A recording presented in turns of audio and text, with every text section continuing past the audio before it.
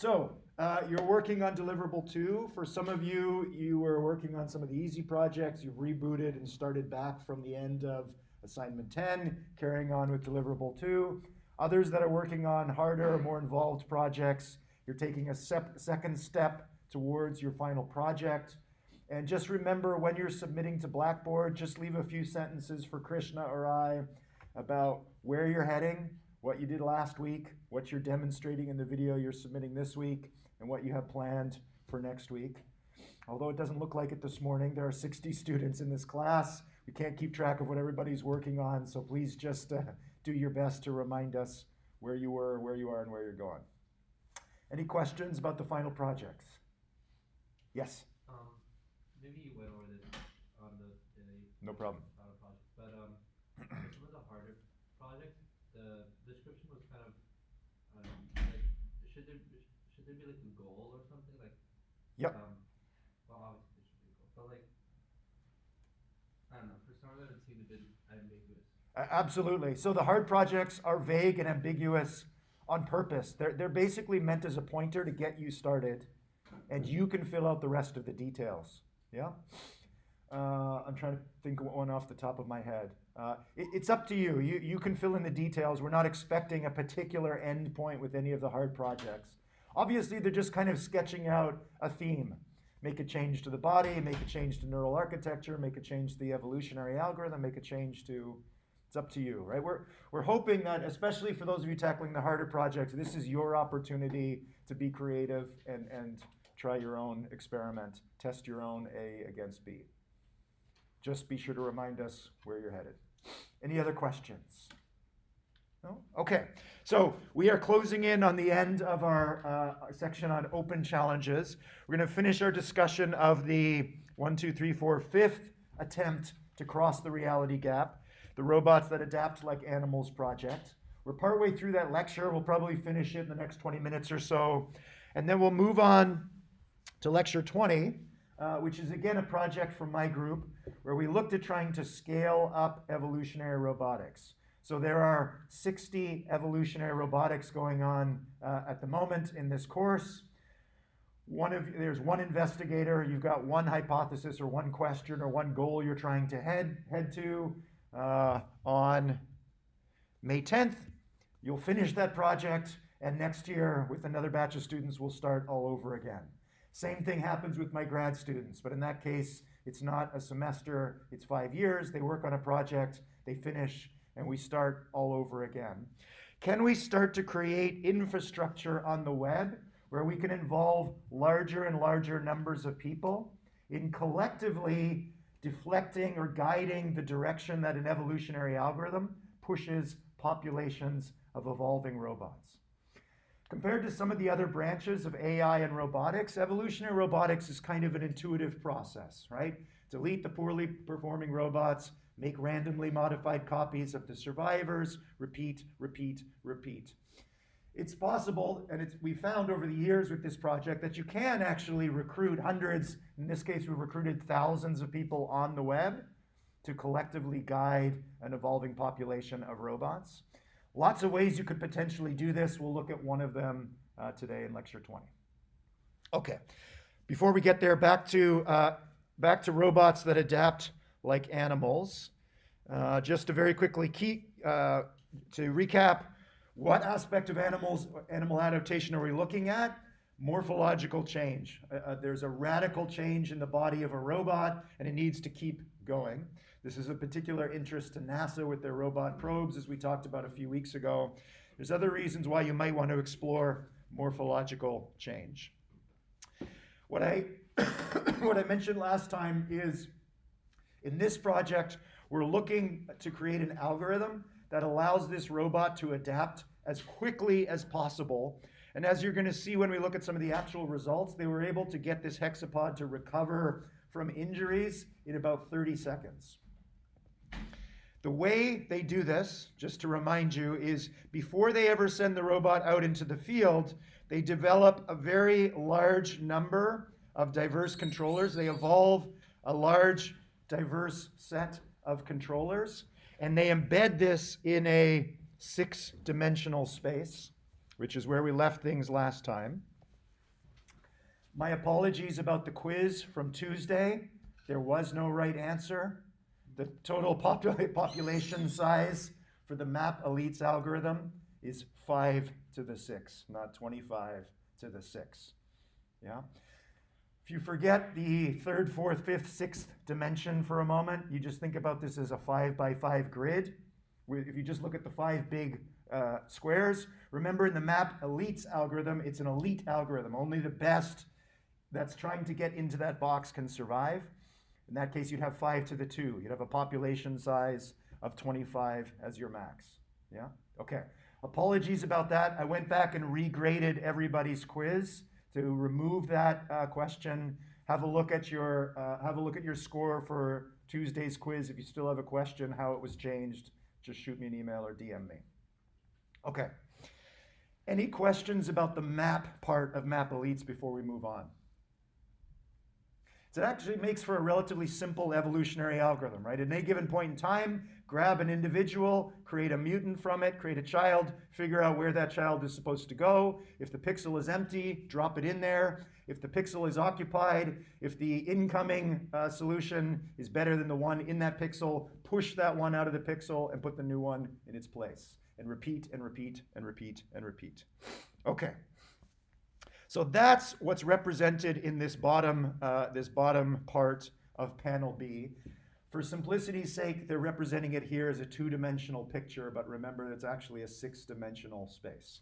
So in A, we have the original fitness landscape. We have a several hundred dimensional landscape where the last dimension is the vertical dimension fitness. Okay. We're now going to talk about this other map up here. So we have this 6-dimensional map down here.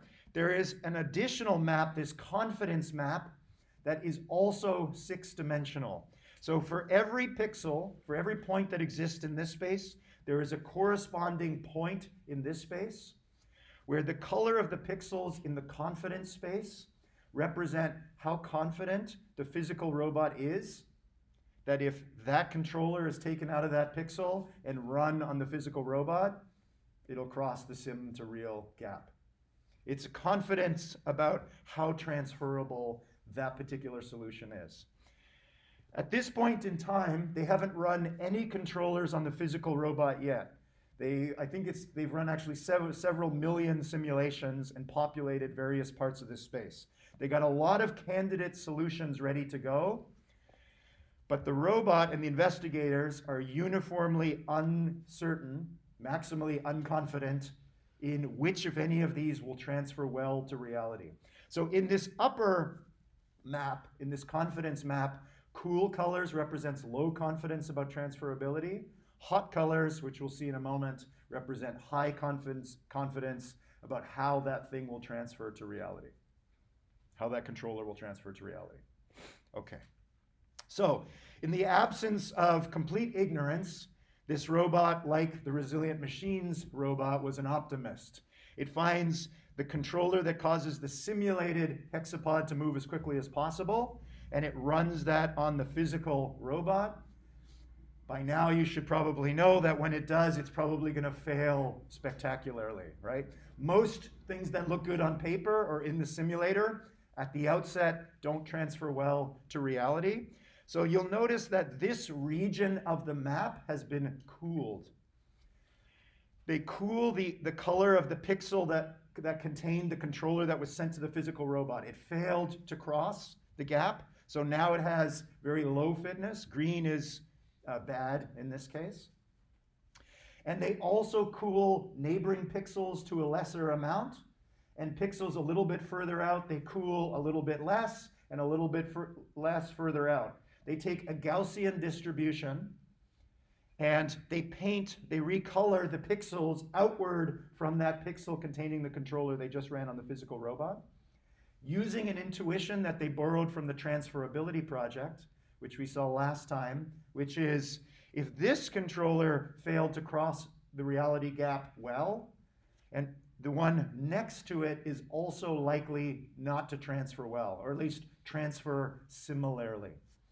What does it mean for two controllers? Imagine we have two pixels next to one another in this 6-dimensional space.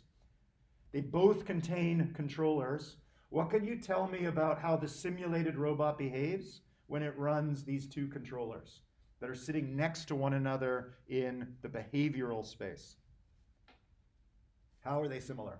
So for like 5 of the 6 dimensions, it's doing the same operation for the controller? It could be, exactly. So if they're identical on 5 of the 6 dimensions, but they alter, they're different in just one of the 6 dimensions, that means one of the 6 behavioral features in the simulated robot is going to be different between these 2 simulations. The other 5 features of the behavior are going to be the same. What were those behavioral features we saw last time? Just to remind ourselves of how this map is organized. Like how much time each leg spent on the ground? Absolutely. So if we take 2 pixels that are next to one another in this behavioral space, and we look at the 2 simulated hexapods, those 2 simulated hexapods, their 6 legs are going to spend about the same amount of time on the ground. The front left leg in simulation 1 is going to spend about the same amount of time on the ground as the front left leg in the other simulator. Same for the other 5 legs. Just remember, that's what it means for things to be close in behavioral space. So this one, which in simulation seemed very promising, this was probably unrealistic, right? This was probably the Pepe Le Pew pronking or something where the motors are really causing this thing to jump or move with high energy. It didn't transfer well to the physical robot. So neighboring pixels also probably caused the simulated hexapod to also move very energetically, which intuitively is also probably unlikely to transfer well to reality. So far, so good? Okay, so they've cooled the pixels here. Question? Yeah, so in the confidence map, red is bad. All right, this is very confusing, right? So, okay, let's talk about the, remember in the lower map, red is good, green is bad. They should have done it the other way around, right? Red is fast, red is hot, red means fast, green means slow, did bad. In the upper map, cool colors are not necessarily good or bad. Cool colors represent low confidence. Hot colors represent high confidence. Okay. Yeah? So you're just extremely confident about what it's going to do. Exactly. But not good or bad. Yeah, everybody see that? My apologies on behalf of the authors of this paper. They kind of flipped the way to think about these colors. So on the bottom one, red is good, green is bad. On the upper plot, hot is confident, cool is low confidence. Yeah? So in panel D here, let's punch down through these 2 maps. Remember, every pixel in both maps, every pixel in one map has a corresponding pixel in the other. In this case, this pixel is now green. The algorithm or the robot knows that this controller does not work well. It is confident about that because it ran that controller on its physical self. It is hot. Yeah? It does the same thing. It applies a Gaussian filter onto D here. Gaussian filter for our purposes is just, it heated up this pixel and it heats up neighboring pixels in the confidence map to a lesser extent, pixels a little bit further out. It heated them up less and less and less and less, right? So it's pretty confident about nearby pixels because those produce similar behavior, some version of Pepe Le Pew pronking. That's probably also going to transfer poorly to reality, so it's relatively confident about that. Everybody see how we got from C to D as a result of one trial on the physical robot? Okay. If you are the physical robot, where do you go next? Which controller are you going to run next in this picture?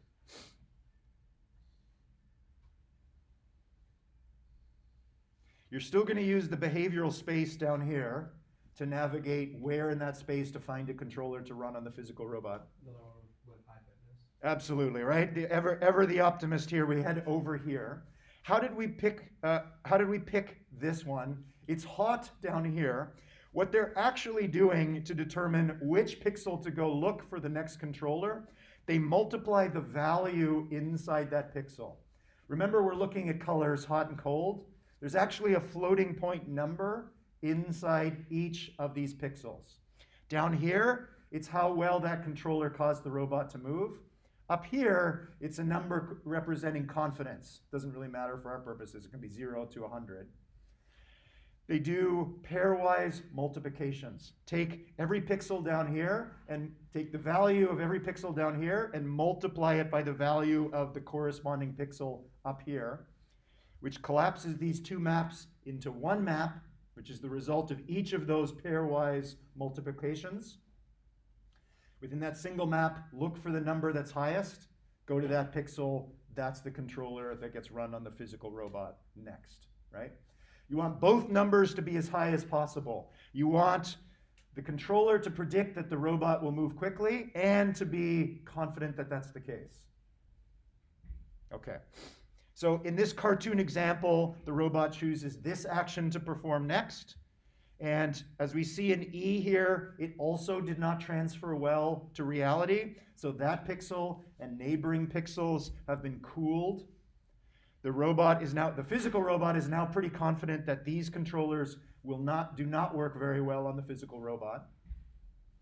And it is heated up this part of confidence space. Question?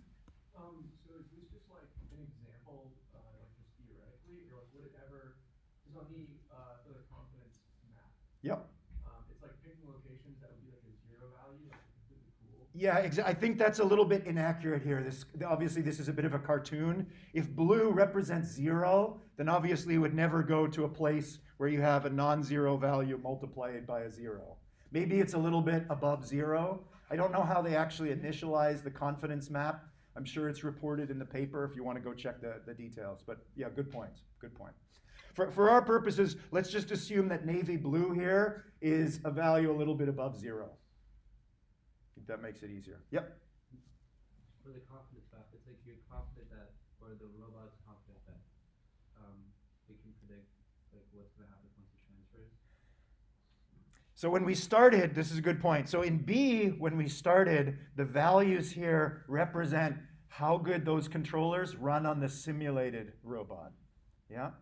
By the time we get to E, the heat or the color of these pixels is representing something like a prediction. It's how well the robot thinks these controllers will work on its physical self. A couple of these pixels it's maximally confident about because it's already run those controllers on its physical self.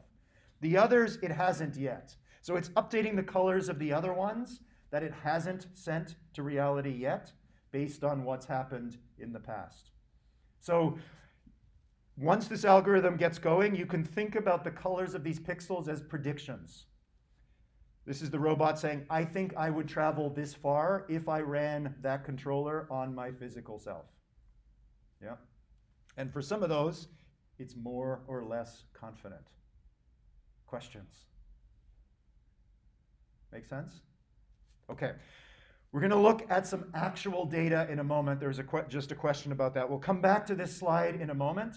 But I've given you all the details of this algorithm, so I'm going to back up a little bit now, and I'm going to play the summary video that the authors created. It's going to walk you through this process, just so you can sort of see visually how this works.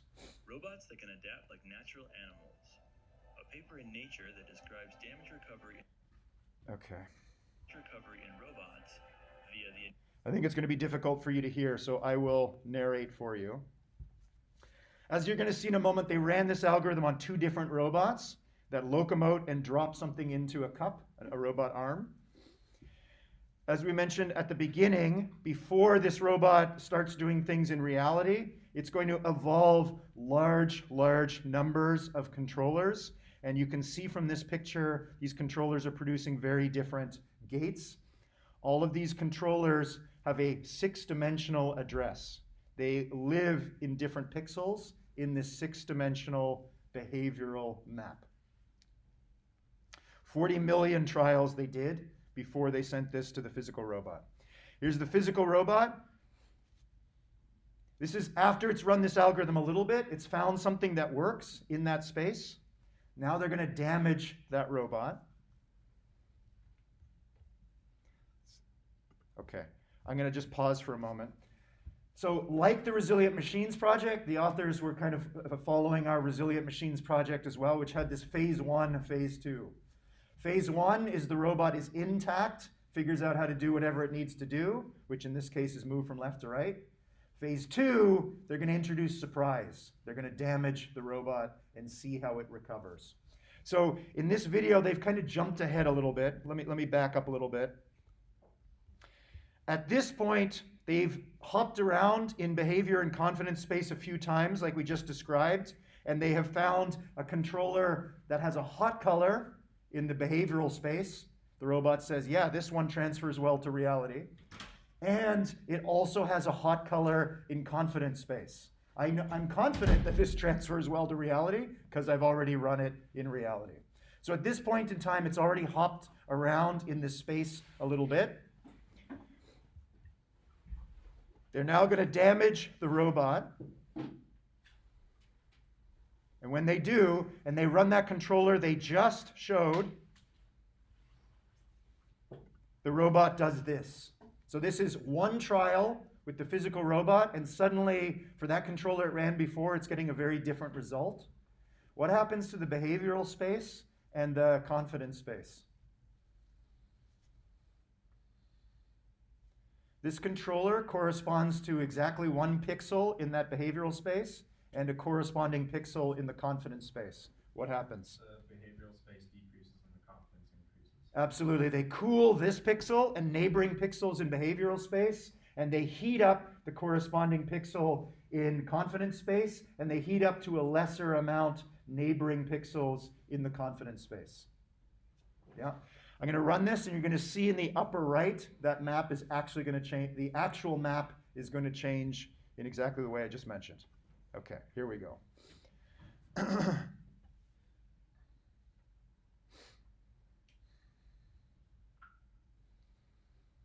These handful of experiments is going to be the algorithm jumping from different places in the behavioral space.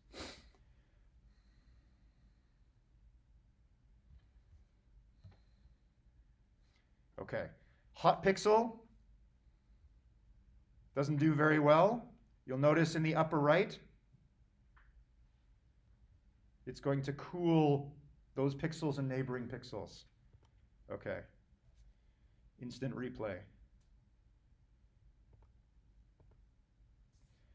Watch that pixel and watch its neighboring pixels. Okay, that's behavioral space. Jump to a different place in behavioral space where there are hot pixels. Also doesn't do very well. Cools those. Hops to a third place, which is actually doing a little bit better. Cools to a lesser amount. Jumps to another one of the few remaining hot pixels. Does pretty well. Cools to an even lesser amount. Hops to a remaining one of the very few remaining hot pixels, and it's recovered its speed.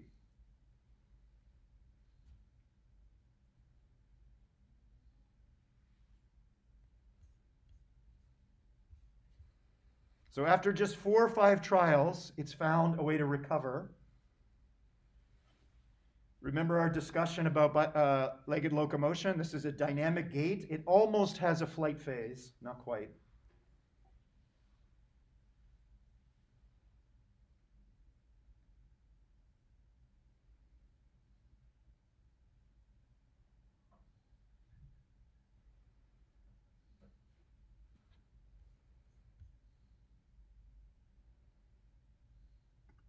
Okay. Everybody see how this algorithm is intelligently exploring the space of however many that is, tens of thousands of controllers that it already has. So the basic idea here behind this approach is come to the problem prepared. This physical robot has tens of thousands of controllers that produce diverse behavior in the simulated robot. This robot does not diagnose the damage. It has no idea that one of its legs is broken. It is searching the space of controllers that worked for the undamaged robot to find one, if any, exist that work for the current situation. When you like start a new trial with like a new injury per Yep. se, like you start with a new confidence map, or like what happens? Good question, right? The nice thing about this algorithm, there's lots of things that are nice about it, is that it does not have to restart from scratch, right? Assuming this robot is just doing its thing, before it was damaged, it's doing whatever it's supposed to be doing, it keeps doing it, it keeps making sure that that pixel in behavioral space is hot, confidence is hot, suddenly it detects that it's slowed down or it's turning. I haven't talked about the sensors on board this robot, doesn't really matter for our purposes, but the robot suddenly says, wow, I'm moving much slower than I moved before. Go back to behavioral space, cool that pixel, cool neighboring pixels, heat up the corresponding part of confidence space, and pick a new pixel. Yep. So the robot, we give the injury to the robot, but Yep. what would there be any way to make it so the robot can identify if it's doing a behavior that's like permanently hurting itself, like physically? Great question. So the only thing it's recording is how well does it do, not how well is it doing over time, right? You could add it, that's a great idea. You could add an additional wrinkle to this algorithm, which is record the delta. I keep doing this and things are getting worse and worse, right? If that reliably happens, you might heat up the corresponding part of confidence space. Any other questions before we move on? Okay. Okay, we'll look at some actual results in a moment, but just to demonstrate generality, that this approach wasn't specific to any one robot. It did the same thing with the robot arm. This robot arm has its own behavioral space, and it has already searched through that behavioral space to find a controller that allows it to drop the ball into the cup. There's an unresponsive joint there, this kink in the joint. It fails to cross the sim to real gap. Does exactly the same thing that the legged robot just did. This robot has a differently shaped behavioral map in the upper right.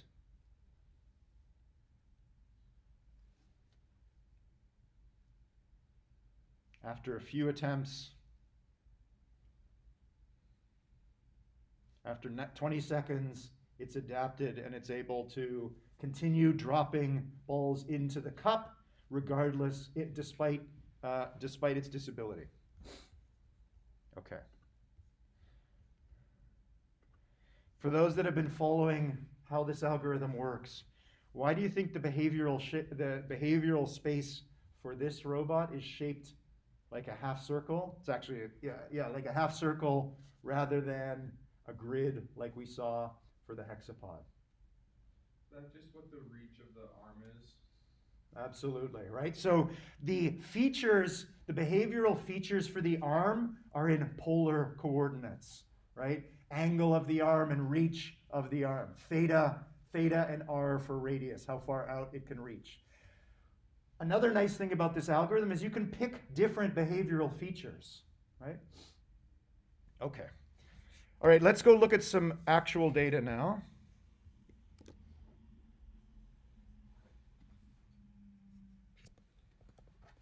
Okay. Here's an example of an actual walk in behavioral space in phase 1. This is with the intact robot. It's a little difficult to see perhaps from the back row there. The physical robot started by running this controller. Didn't work very well. It jumped to this part of behavioral space. This was the second controller. It ran on its physical self. Third, fourth, 3, 4, 5, 6. By the seventh trial, the hexapod had recovered pretty much all of its this is the intact robot, so it's not recovering. This is the robot moving now in its intact form relatively quickly. Yeah? Okay, again, to test the generality of this approach, they tested this not only on two different robots, but on the same robot with different surprising changes. C1 is, there's no change. It's the intact robot. C2, they cut off the bottom half of the front left leg. We took this as a compliment to the Resilient Machines project.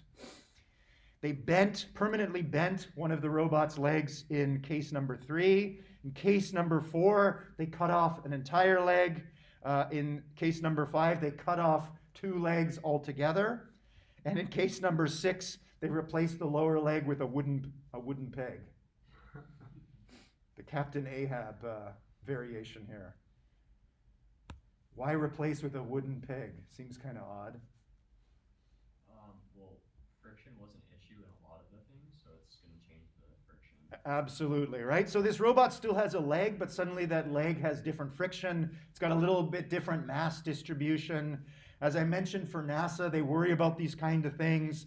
They have a walker, even a wheeled robot that picks up some mud or some regolith, and suddenly it's a little bit heavier than it was before. It's a good way to approximate some of that. So they're kind of spanning, or at least approximating, a lot of the things that could possibly go wrong for an autonomous machine. So we've got 6 different cases, and this is really small, so let me hop out of this and see if I can zoom in on this plot for you. Okay, let's pay attention to this left-hand panel for a moment. We have these 6 damage cases here, where C1, remember, is no damage whatsoever. This one does a couple of hops through behavior space and finds this controller that causes the physical robot to move at 0.25 meters per second. That was the first video, the first gate we saw on the physical robot in the video. It's undamaged, it's moving forward at a reasonable speed. That's what the star represents. They took that controller and they reran it on the robot with these 5 different injuries, just to measure kind of from a behavioral point of view how grievous that injury was.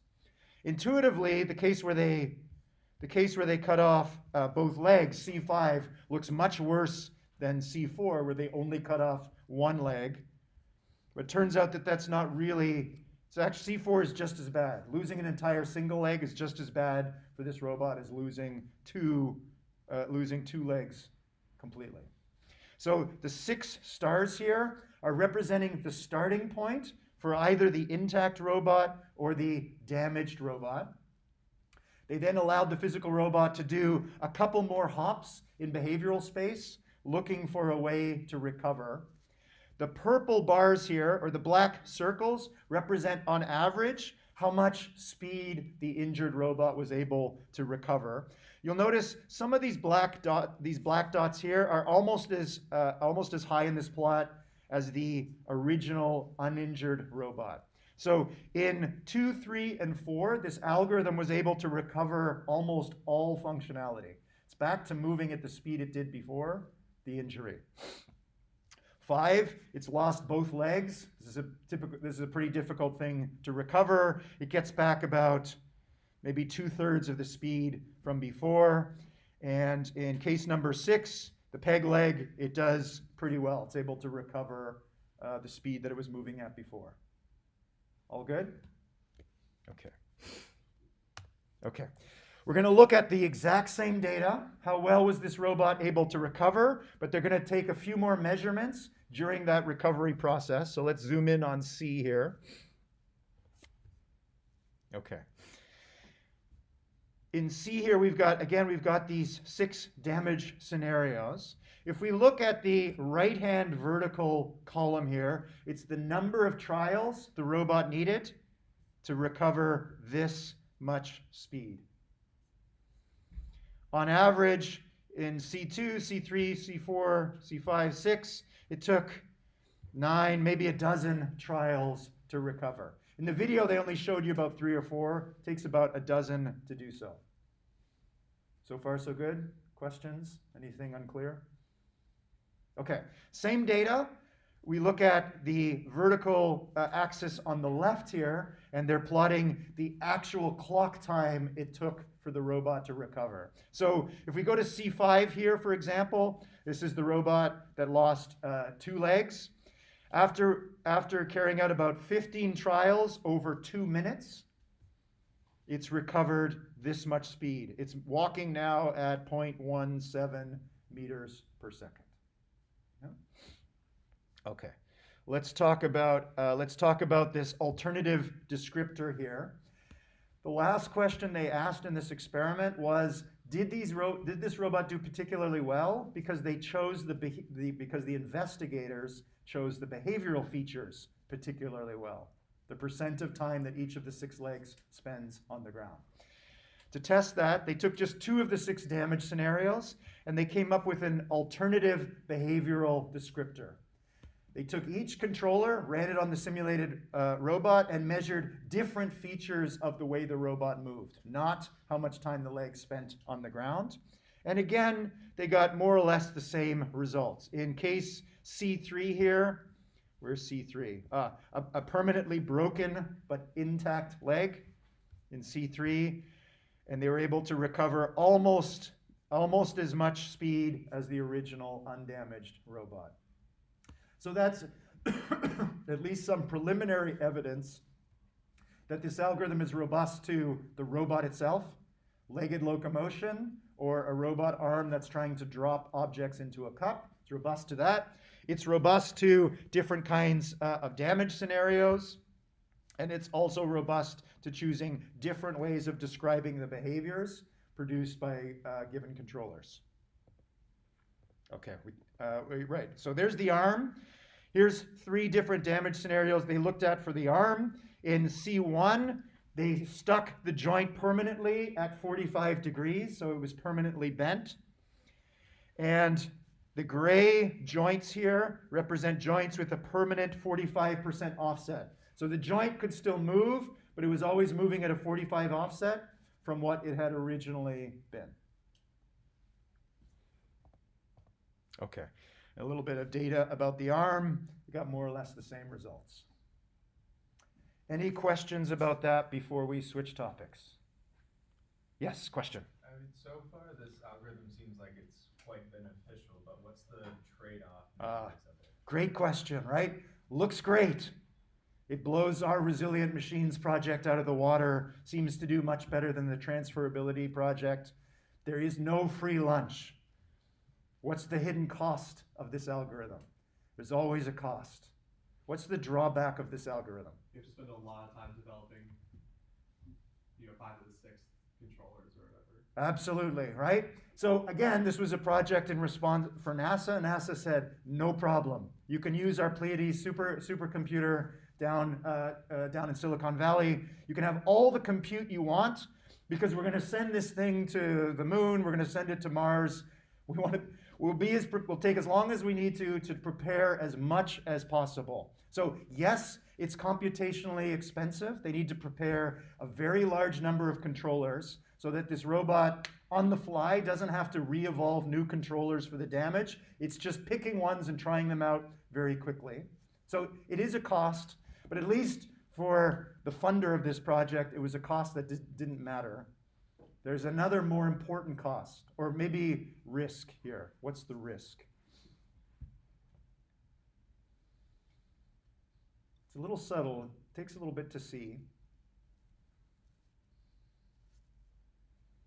Any ideas? Is it like there's no guarantee that's going to find a controller that works given the injury? Bingo, right? So 5 to the 6 controllers. We're going to send that with the robot to the moon. Cross our fingers that whatever happens there, at least one of those controllers in the 5 to the 6, which actually isn't that many, is going to work. At least for the injuries they showed, there was at least one controller that this robot could find that helped. Remember that all of these controllers were evolved long before the damage occurred, long before we've sent this machine to another planet, right? How do we know? We don't know what's going to happen when it gets there. We're just hoping that this diversity of solutions that worked for the undamaged robot are going to work for whatever happens to it when it gets there. Yeah? No guarantee that that's the case, right? It's also true for the Resilient Machines project and some of the other ones. As I mentioned, in this part of the course, there's more questions than answers. Something maybe for you all to think about. What might you come up with as a 6th solution to the reality gap problem, or recovering from external surprise like damage? This is the best our community's been able to do so far. Any other questions about this project before we switch gears? Yes? Yeah, what year was that? This was, I think, 2015. There's been a few other attempts over the last 7 years or so, but not as notable as the set that I'm showing you here. It's been kind of incremental, in my personal opinion, there's been incremental progress on the sim to real gap ever since. The mainstream machine learning algorithm community has gotten in on the act. It's known in the machine learning community as domain randomization, where the randomization was a brilliant idea that the machine learning community had a couple years ago, which was to sprinkle noise into the state-of-the-art GPU NVIDIA simulation of their state-of-the-art robots. Brilliant. Happens all the time in science. People rediscover old solutions. Okay. Not an easy thing, the sim to real gap. Okay, let's dive into the last question we're going to ask in open challenges. Evolutionary robotics is a pretty small field. It's moving relatively slowly because there's about 6 of us in the world that actually work on this, 6 faculty or so. It's a pretty small robotics community. How do we get more people involved? A lot of people working in AI and machine learning, because it's gotten easier and easier to do AI and machine learning. You can download TensorFlow, you can run it in Google Colab, off you go in about an hour. Not so easy to spin up and get going on evolutionary robotics, as you all have found, right? Takes a couple weeks, maybe 10 weeks to get going. So what I'm going to show you is our attempt in the Twitch Plays Robotics project, to lower the barrier to entry. We're going to try and make it easier and more intuitive for users to collectively come and influence the direction that an evolutionary algorithm goes. This was some work we did back in 2016. The Twitch Plays Robotics project is still going. I checked it this morning. So after class, if you Google Twitch Plays Robotics, for those of you that know Twitch and have a Twitch account, you can have a go at influencing the evolutionary direction of the robots that are there today. So it's been running more or less 24/7 with a few server outages over the last 5-6 years. Had a few, I think about 20,000 participants at this point. Not huge, but not bad. Okay. How are we going to try and involve users in this process? We're going to assume that the users or the participants aren't coders. We're going to assume they're the average Twitch player. Everybody know what Twitch is? I'm assuming I don't have to explain what Twitch is. Okay. So a gamer or someone else finds this channel, they see these simulated robots, and in chat, they can direct or influence how these robots evolve. They're not writing code into chat. They're not typing in mathematical equations, which are fitness functions. We're not going to assume any coding or mathematical ability on the part of our participants. What we are going to assume is that they are English language speakers. We're going to allow them to type into chat plain English. That's going to influence the robots.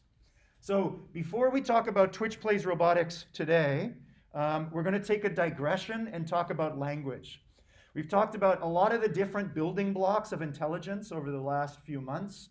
One of the very important building blocks, at least for human intelligence, is language. And I've deliberately avoided talking about language yet. It's tricky. We could have a whole semester talking about language, what it means to understand language. So we're going to spend about half an hour, which is the rest of today, talking about language as it relates to AI.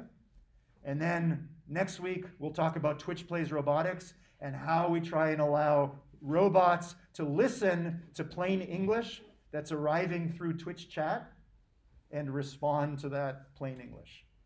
All good? Okay. We actually have talked a little bit about language in passing. Everybody remember Searle's Chinese room? Turing in the 1950s says, I don't know how to define intelligence, neither does anyone else. All we can do is say what we know it when we see it. So I'm going to define intelligence as a machine or a person that passes this test, which became known as the Turing Test, right? If a machine can fool a person into thinking that that person is chatting with a person rather than a machine, according to Turing, that machine is intelligent. an operational definition of intelligence. In the 1980s, actually long before this, John Searle, a philosopher, this really stuck in his craw. This didn't seem right. There was something wrong with the Turing test. As a response, as a rebuttal to the Turing test, John Searle formulated this thought experiment, the Chinese room, in which, in this thought experiment, the room passes the Turing test, but the room is obviously not intelligent, therefore the Turing test is fatally flawed. I asked you when we talked about this before to come to your own conclusions. I told you what my own personal conclusion is, which is that the Chinese room argument is flawed. Depending on your view, what's a potential flaw of the Chinese room argument? It passes the test, it's clearly not intelligent, therefore the Turing test is flawed. What's wrong with that reasoning? You kind of consider like the book to be intelligent, or it's impossible to have all these. The book is intelligent. The person obviously inside maybe is intelligent. Now we're back to sort of square one. We're in danger of infinite regress, right? If we start arguing about whether the person in the room is intelligent, we're back to where we started. One argument against the Chinese room is that the system as a whole, the book plus the person plus the room plus the pieces of paper coming in and out, that system as a whole is actually intelligent, which is not what Searle said. If we look at your skull and everything that's inside, would you argue that a single neuron is intelligent? Does it understand English language?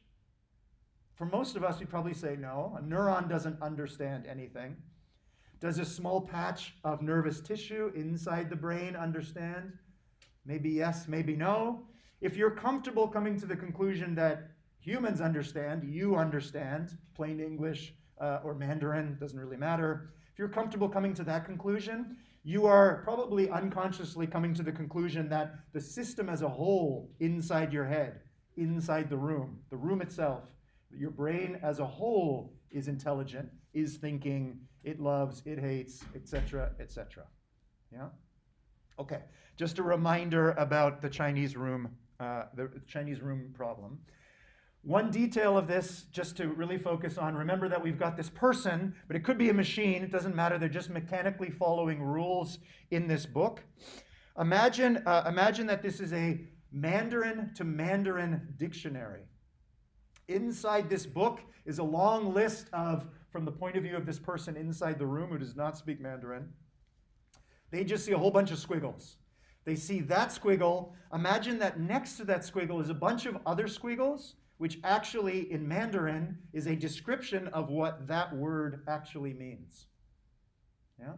If we're going to try and teach machines to understand language, this is the challenge that they face. We're starting from the assumption that they don't understand language at all. Whatever we're typing into a machine or whatever a robot hears, they're squiggles or audio waveforms. They don't have any content, any meaning.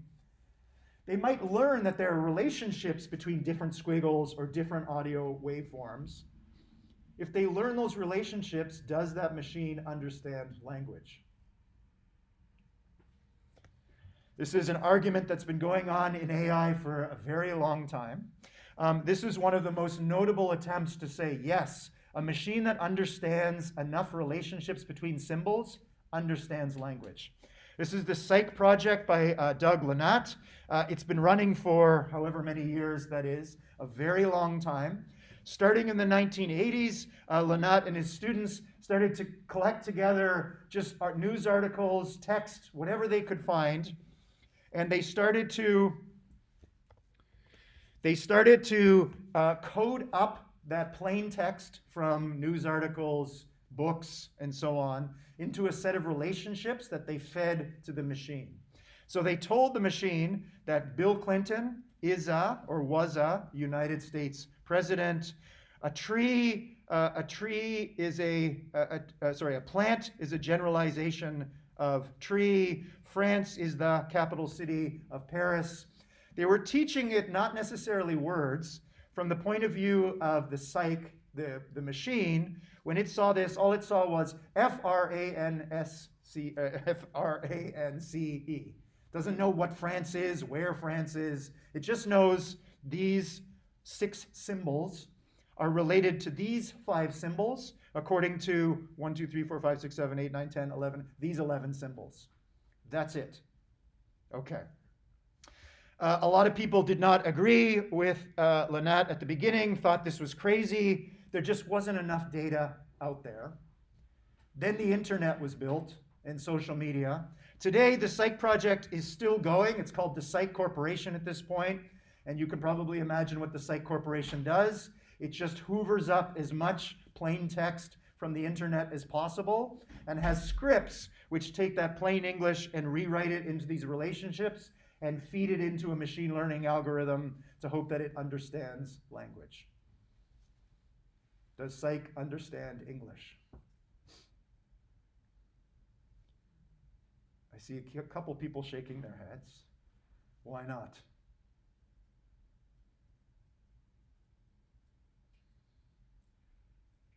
It's just replacing one symbol with another, right? It's just learning relationships between squiggles. It doesn't understand any of these squiggles. It's not what we do. We're different, right? Okay, that should be triggering language for you at this point. We are different. We are not the Chinese room. You are not just taking in my words and transforming them, some of you writing it with motor commands, some of you maybe retaining some of these symbols, and you might be able to click the right button on the quiz tonight, demonstrating that you passed the Turing test, right? Maybe. Did you understand the lecture today or not? I don't know. Okay, as always, more questions than answers. The machine learning community, which has sort of taken over from the Psych project, would usually side, generally, whether they realize it or not, they're siding with Doug, right? We take 1 million photographs of cubes, and we take 1 million photographs of cylinders, and we push it through this Chinese room. We propagate error back. We actually have 2 output neurons, not 1. Apologies about the cartoon here. Whenever we supply a new picture of a cylinder, the output neuron corresponding to cylinder lights up. Great. You can train a neural network to do this now to 99.999% accuracy. Does a deep network understand cylinders and understand cubes? I mean, so I feel like the difference between evolutionary algorithms seeing a cube and cylinder versus a human seeing cubes and cylinders is that we have a lot more sensors, whereas a robot, all it has is either the shape, visual stimulus from it, whereas we have a lot more tactile, smell, eyes, hearing. And so I feel like it's like that bridge. That's the difference, right? So in this case, we're taking a machine, doesn't matter whether it's a neural network or a robot, we're strapping it down. It's not allowed to ever touch a cube or a cylinder or manipulate it or drop it or try and break it in half or squish it. All it can do is look at cubes and cylinders from a distance, as you mentioned. It's only got a camera. Is it sufficient? You may have been conditioned in this course at the moment to come to the conclusion that no, but I'll leave you to come to your own conclusions. This is the non-embodied approach to understanding language or understanding objects and being able to produce language. That is a cylinder next to a cube, next to a cute kitty cat, etc., etc. As we saw a while back, one way to think about embodied cognition is to contrast different ways of building ability into machines and look at the non-embodied approach and then contrast that to the embodied approach to learning language. Now we're going to switch and think about if you're right and that you need a body to interact with the world, to learn things and be able to explain them in language or understand descriptions of them in language, you need to interact with the world. Okay. So we're going to digress now into neuroscience, where there is growing evidence that there is a fundamental link between the body and language. Language, poetry, mathematics, these seem like very abstract concepts that is part of the life of the mind, right? It's abstract, has nothing to do with the body. There's growing neuroscientist evidence that says that is definitely not the case. Some of you who've taken a biology 101 course before or a neuroscience course 101, you've seen this before. Who is this?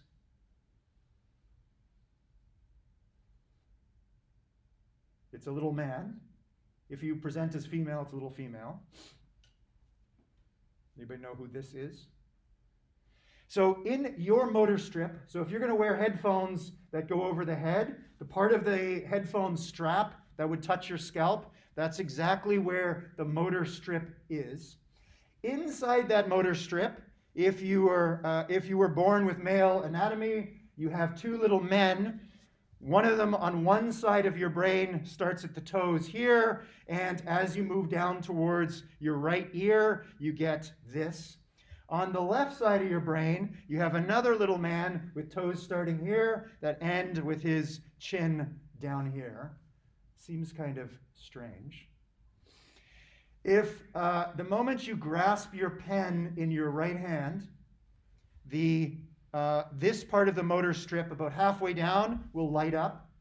If you take that pen and grasp it in your hand, so now the pen is touching the inside of your palm, this part of the motor strip lights up a little bit closer to the top of your head. As you pull on your shoes in the morning, this part of the motor strip lights up, and so on. This is sometimes known as the motor strip or the motor homunculus.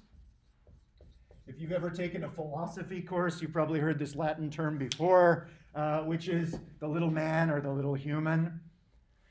For thousands of years, the answer to what's going on inside our heads is there's a little man looking outside through your eyes and then pulling on little levers to control your muscles.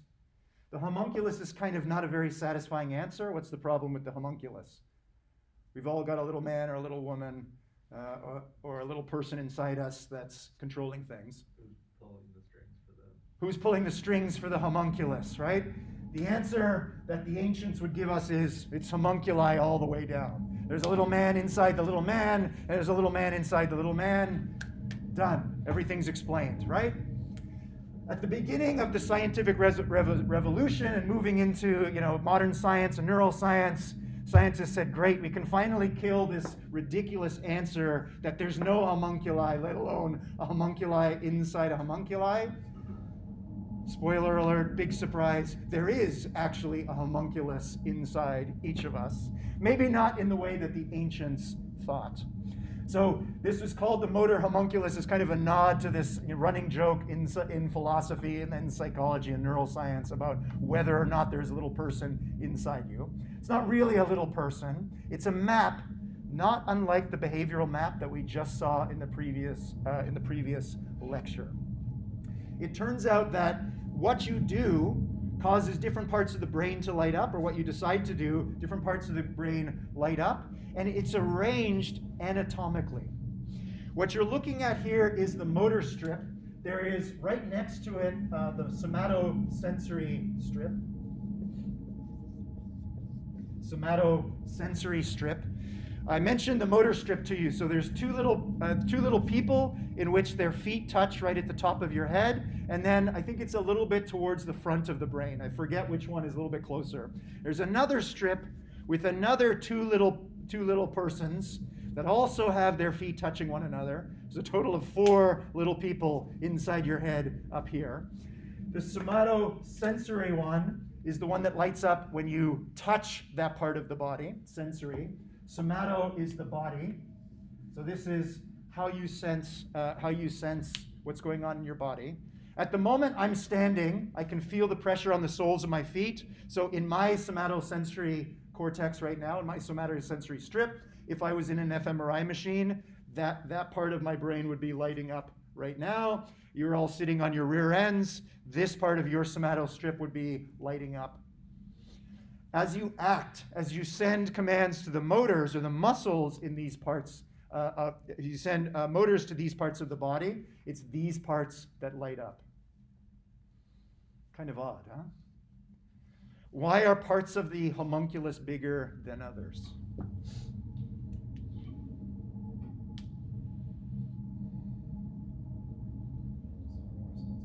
More sensitive, absolutely, or more musculature, right? So the tongue is both one of the most sensitive parts of your body. It's very large in the somatosensory map, and you got a lot of muscles in there. You can move your tongue in lots of different ways. It's also large in the motor homunculus. You'll notice there's some parts of the human anatomy that are missing from the motor strip. It's because those parts of the human anatomy you can't control through muscles. Those parts of the human anatomy that are missing in the motor strip take up a lot of real estate in the somatosensory strip. I'll leave you to figure out what those missing parts of the anatomy are. Okay, what does this have to do with language? There's no language here. This is just sensor motor stuff, the embodied part. In recent years, there's been a number of surprising papers reported in the neuroscience literature that have found connections between the motor strip and language. In this particular experiment by Pulvermuller and his colleagues, they put human subjects in an fMRI machine. They asked them to just relax, stay still. This is very important when you're doing brain imaging. You need to not move. And they simply read fiction. They read stories to these folks that were in the fMRI machine. They're just listening to stories. They're told not to do anything. And the experimenters looked at what part of the motor strip, or what part of the brain in general, lit up when certain words in the story were mentioned. Let's start with these three words: lick, pick, and kick. They sound very similar. So you might expect that if the brain is wired up to understand language based on what it sounds like, because our ancestors didn't have written language for a very, very long time. Language existed in our ancestors for a very long time, only in spoken form. So our distant ancestors learned language by hearing it. So you could expect that things that sound similar are going to light up parts of the brain that are close to one another. Turns out that that is not the case at all. Lick and pick and kick light up very different parts of the brain. They light up very different parts of the brain in this part of the brain. It ended up, these words were lighting up parts of the motor strip, which is already surprising. These people were explicitly told not to move, and they verified these humans are not moving. They're not actually licking, picking, or kicking in the machine. These other words, talk, grasp, and walk, also lit up parts of the motor strip. And it turns out that talk and lick lit up very different or very close parts of the motor strip. Talk and lick lit up this part of the motor strip. Grasp and pick lit up this part of the motor strip. And walk and kick lit up this part of the motor strip. Odd. What's going on? I think it's kind of because we evolved with the survival instinct. If one of our other people said run, I would instantly be like, oh, I have to run, or get ready to run to survive. Absolutely, right? Now, this is a hypothesis. Who knows what happened on the African savanna 500,000 years ago? But there was at some point spoken language, and it seems reasonable that language would be connected with action in some way, right? It doesn't necessarily have to be the case. There are other hypotheses about the origin of language, which we definitely don't have time to get into in this course. It's a fascinating literature in and of its own right. But the data seems to suggest there is this very close connection between language, the body, and specifically action. You can't walk or kick in an fMRI machine. You won't get a clean scan. But you can, if the subject is very good, they can grasp and pick where they're only moving they're only moving their hand, and they do not move their head at all. So you can get a clean brain image of someone who is actually grasping and picking. That ends up lighting up the part of the motor strip, and that data is very difficult to distinguish between brain imaging from someone who is not moving their hand and hearing the word grasp and pick. It seems when you hear these words, you are literally imagining or playing that action. You're not just thinking about that action, you're lighting up that part of the brain. Possibly, as you mentioned, you're getting ready to actually do that action. Interesting. Okay, here's one point in the sciences where language and the body overlap. Here's a very different one. This comes from linguistics, actually, the study of language just as language. Has anybody heard of George Lakoff before, the linguist? No? A couple people, very famous. For those of you that are interested in the nature of language, I suggest going to read some of his books. These are very famous contributions to the literature. George Lakoff wrote a number of books. One of those books is called Metaphors We Live By. And in that book, he studies metaphors, but he focuses on a specific set of metaphors or idioms. George Lakoff's native language is English, so he focused on English. The phenomenon we're about to talk about, it exists in lots of other languages as well. What can you tell me about these two metaphors? They have something in common.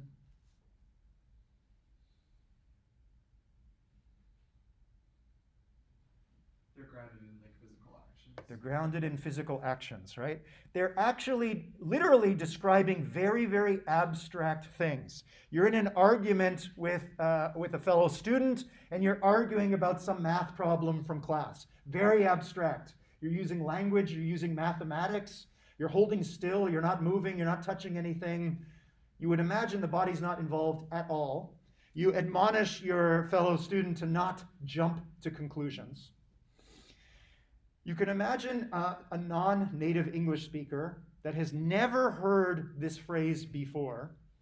A lot of non-native English speakers, when they hear this particular idiom for the very first time, they understand what it means without requiring an explanation. How?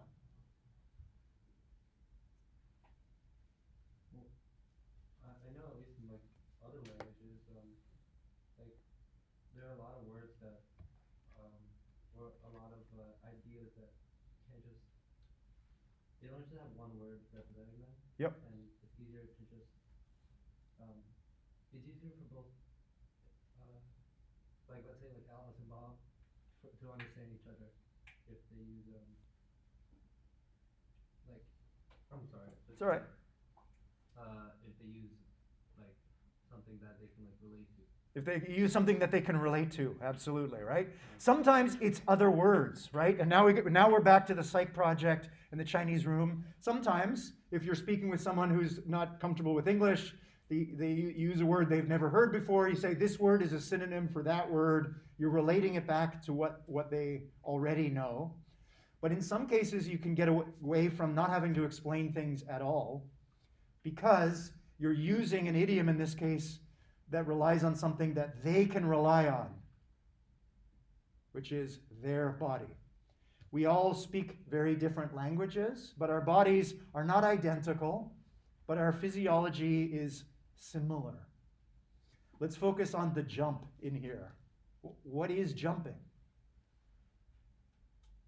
This is a verbal argument. This is midway through a verbal argument. We're not talking about literally jumping. Kind of what you were talking about earlier, like how you're able to understand it. It's like I think there's kind of an abstract meaning to jump and like a physical one. Perfect. So like any human that knows the physicality of the jump can also kind of abstract that into like with a conversation or drawing conclusions and like a debate. Like the jump is like a very extraneous, like takes a lot of energy and it's like this huge abrupt movement. It's this huge abrupt movement, right? So it's actually hard to describe like what jump is if I put you on the spot. It's difficult. Like you said, the word jump has a literal and an abstract interpretation, right? So you have two people that are involved in an argument. It's abstract or at least non-embodied. And for a few short seconds, when one of them admonishes the other to not jump to conclusions, both of them unconsciously come down to the literal meaning of jump. I'll bet you the motor strip lights up. I don't know if anybody's ever done this study. I'll bet you at that point in time, in the speaker and the listener, the native English speaker and the non-native English speaker, the same parts of their respective motor strips are probably lighting up. It's energetic, it's jumping, it's going over something. And for the non-native English speaker, they then go back up to the abstraction. Oh, I get it. We're arguing. It's A, it's B, but I've jumped to D, and they're telling me don't jump over C. Yeah? So the thing that is uniting them is connecting them at a semantic level so that they can understand one another. Possibly, this is still all a hypothesis, is the body. Yeah? What about this one? Don't look back in anger. It's obviously another embodied metaphor. What aspect of human embodiment or human physiology is being relied on here?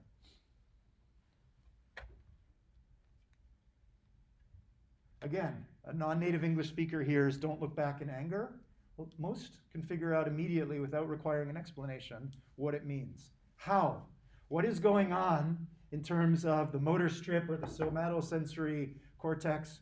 What is it about the body of the listener that allows them to reason through and come to the correct conclusion about what this metaphor means? The way that I think about it is relating your physical space to timeline. So if you're going to look back in physical space, it's relating that physical to abstract, looking back.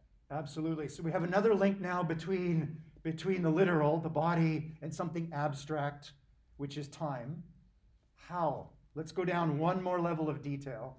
This doesn't say don't look forward in anger. It says don't look back in anger. Why back and not forward? Like if you're walking and you look back, like that's where you've been, like in the past. Absolutely, right? So one thing that almost all humans share is bipedal forward locomotion. Most of the time we're walking forward rather than walking backwards. So if you turn and literally look back, you see things and events and people that were just in your recent past. Yeah, that's the literal interpretation of looking back. That connects body, space, as you mentioned, 3D geometry. It connects motion. This requires the fact that usually we walk forward rather than backwards.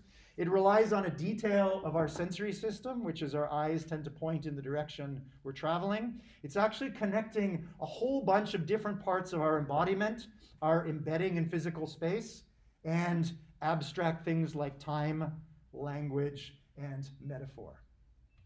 Okay, we've got 2 minutes left. We're going to play the embodied metaphor game. Here's 2 embodied metaphors. There are hundreds, if not thousands, in English alone, same in other languages. Give me another embodied metaphor. Hold your horses. Hold your horses, that's a good one. It's also a little bit historical, right? So that would be a little bit harder for a non-native English speaker. It's got a little bit of cultural connotation, which is fine, but it definitely does have that sense of, pulling or struggle somehow. Let's try and find those that are purely have an embodied component. You've got me turned around. You've got me turned around. Great, exactly.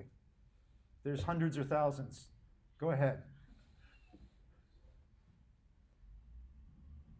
I'm not going to take this lying down. You have to give me some more. Cough them up. There is nothing holding you back. There's nothing holding you back. Great.